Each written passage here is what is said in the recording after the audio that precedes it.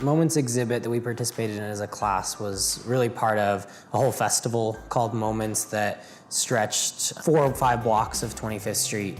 And it was all about activating spaces with interesting art to bring people into potentially new parts of the city in sort of a way that hadn't ever been done before in Ogden. So everything that went into the festival was either light, sound, or time-based.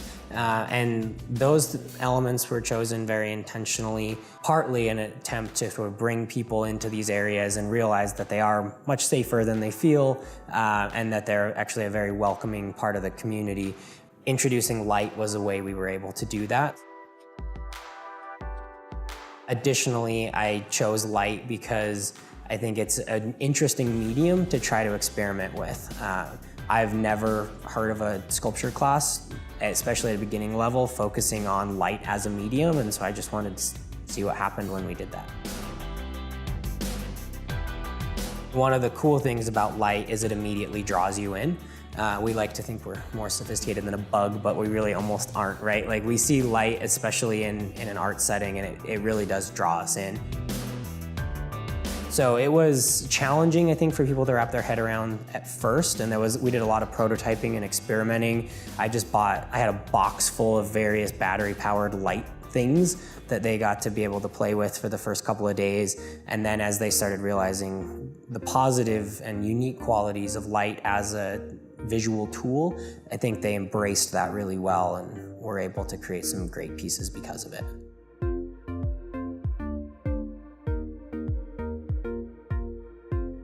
Well, this piece is called Light Cube, and the height is purposeful too, to looking up at it with the sound element.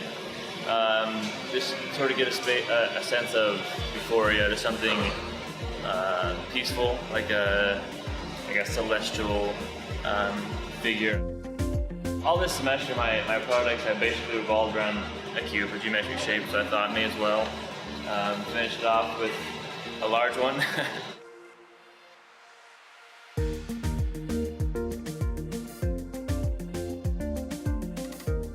Because we're dealing with light, I decided to play off of reflective light, and I've always loved kaleidoscopes, and so I wanted to make something, or like a disco ball, something that just reflected light in a different way.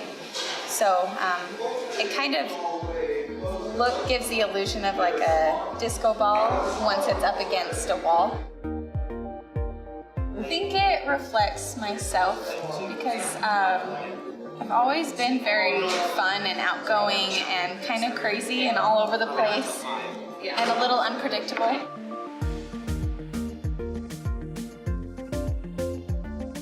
I think art and kind of culture in general is really the most important element that our cities have right now, and one of the biggest things that we should be focusing on as communities. Artists have to step up and be sort of active participants in their communities. I think that big ways that you can be able to do that is start working with organizations that are actively involved in the communities and see what skill set you have that you can offer up to them. But also think of yourself, as an artist, you're a storyteller and you represent your unique perspective, but you also represent the perspective of your community. And if you can learn how to be able to use your artwork as a form of storytelling and to communicate with people, I think that you have great things to say and the community's ready to hear it.